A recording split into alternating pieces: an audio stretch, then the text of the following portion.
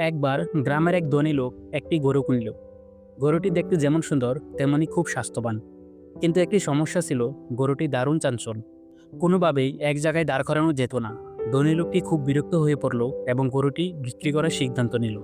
সে গরুর বাজারে গিয়ে গরুটি বিক্রি করার জন্য দাঁড়ালো। সেখানে এক চালাক ব্যবসায়ী এলো। সেই গরুটিকে ভালো করে দেখলো এবং বলল, গরুটি দেখতে খুব ভালো, কিন্তু এর কি কোনো গুণ আছে? ধনী লোকটি কিছুক্ষণ চিন্তা করলো, তারপর বলল, গুণ একটাই, যে কেউ এই গরু নিয়ে একবার মাইলখানেক হাঁটলে তার ওজন কমবে অন্তত 2 কেজি। ব্যবসায়ী শুনে হেসে বলল, তাহলে তো গরুর স্বাস্থ্য কমানোর জন্য আদর্শ, আমি কিনে নিচ্ছি। গরুটি বিক্রি হয়ে গেল। পরের দিন সেই ব্যবসায়ী গরু নিয়ে মাঠে বের হলো। হাঁটতে হাঁটতে গরুটি এক জায়গায় দৌড়ে পালালো।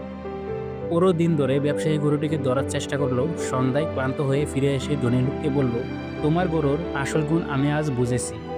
এটা শুধু ওজন কমায় না, সাথে ধৈর্যের পরীক্ষাও কমাতে পারদর্শী।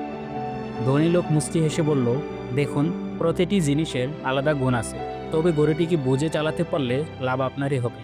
ব্যবসায়ী অবাক হয়ে ভাবল, আসলেই লোকটি অনেক চালাক।